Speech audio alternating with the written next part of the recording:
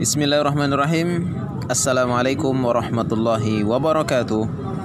Alhamdulillah wassalatu wassalamu ala Rasulillah wa ala alihi wa sahbihi wa mawalah tsumma ma ba'd. Baik, kita akan lanjutkan kembali pembahasan buku Risalah Pelebur Jin Leluhur. Kita masuk pada bab 1, yaitu alam jin dan mitos hantu di Nusantara. Pembahasan pertama adalah tak nampak bukan berarti tak ada. Jadi dunia jin ini adalah satu perkara gaib yang keberadaannya harus kita imani. Kita sadari atau tidak, kita berdampingan dengan bangsa mereka.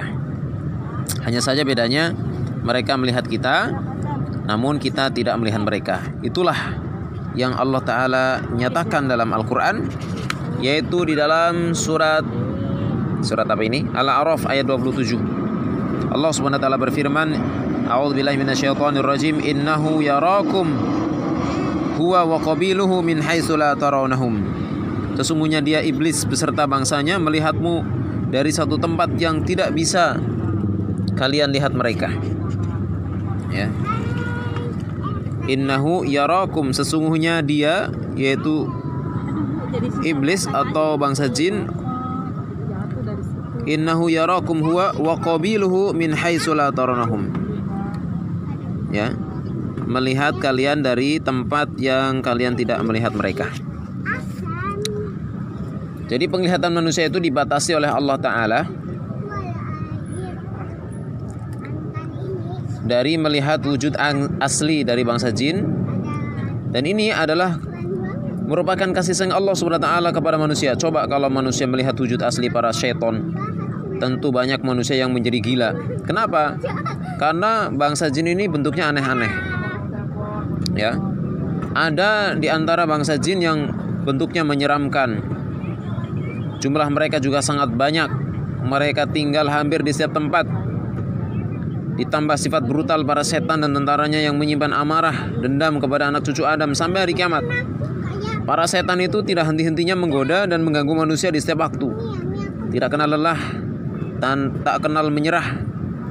Mereka itu senantiasa datang berbondong-bondong dari segala arah untuk menggelincirkan manusia kepada kesesatan. Coba bayangkan, jika jin itu ditampakkan pada manusia, tentu manusia tidak bisa istirahat dengan tenang. Dan tentu akan banyak yang menjadi gila karena kebrutalan setan dalam menggoda dan mencelakai manusia.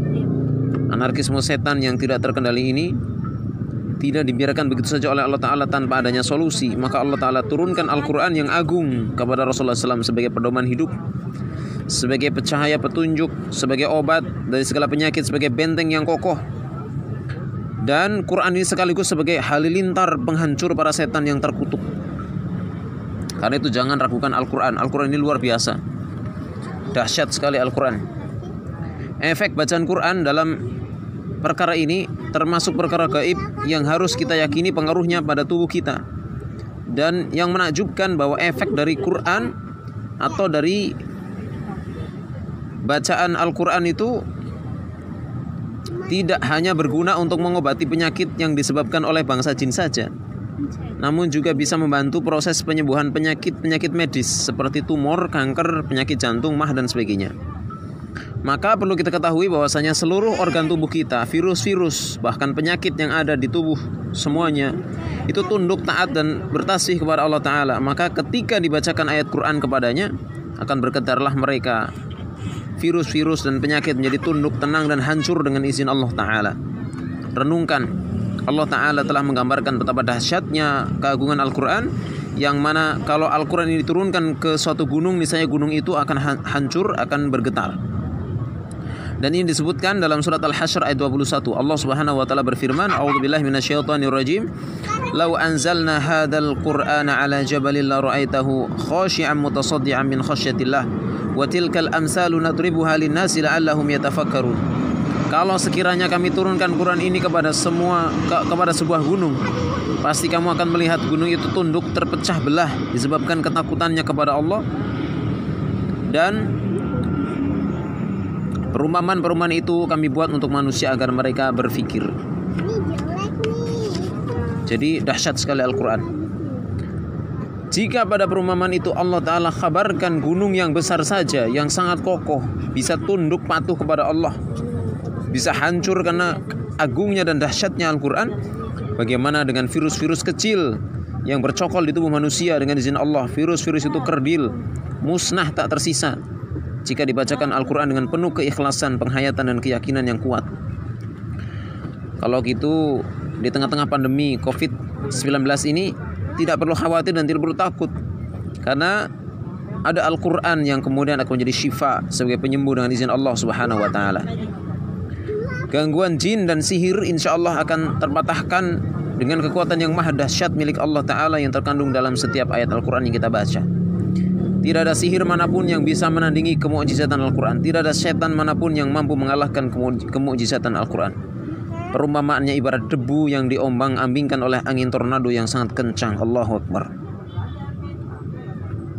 Kemudian pembagian kedua, yaitu pembagian gaib. Hal gaib terbagi dua. Ada gaib yang mutlak, ada gaib nisbi. Kalau gaib mutlak ini adalah gaib yang hanya diketahui oleh Allah Ta'ala secara pasti. Misalnya ada tentang ajal, masa depan, datangnya hari kiamat, turunnya rahmat ketika hujan, apa yang terjadi pada janin ketika ada dalam kandungan. Ini semuanya adalah gaib mutlak, hanya Allah yang tahu. Sebagaimana yang Allah Ta'ala nyatakan dalam Quran surat Luqman ayat 34. A'udzubillahi minasyaitonirrajim. Innallaha indahu ilmus saati wa yunazzilul ghaitsa wa ya'lamu ma fil arham wa ma tadri nafsun madza taksibu ghadan wa ma tadri nafsun bi ayyi ardin tamut innallaha alimun khabir. Sesungguhnya Allah hanya pada sisinya sajalah pengetahuan tentang hari kiamat, dan dialah yang menurunkan hujan dan mengetahui apa yang ada di dalam rahim, dan tidak ada seorang pun yang bisa mengetahui dengan pasti apa yang akan diusahakannya besok, dan tidak ada seorang pun yang bisa mengetahui di bumi mana dia akan mati. Sesungguhnya Allah maha mengetahui lagi maha mengenal. Ini gaib mutlak. Gaib mutlak ini menjadi hak prerogatif Allah Ta'ala yang tidak ada satu makhluk pun yang mengetahuinya, entah itu bangsa jin ataupun malaikat sekalipun. Sedangkan gaib nisbi itu adalah gaib yang sifatnya relatif. Dia bisa diketahui oleh sebagian manusia dan tidak diketahui oleh sebagian manusia yang lain. Dan guru kami Syekh Sa'ad Said Abduh menjelaskan bahwa gaib nisbi ini bisa disebut dengan gaib muqayyad, sifatnya terbatas. Beliau Syekh Sa'ad Said Abduh menjelaskan atau membagi gaib muqayyad ini ada tiga.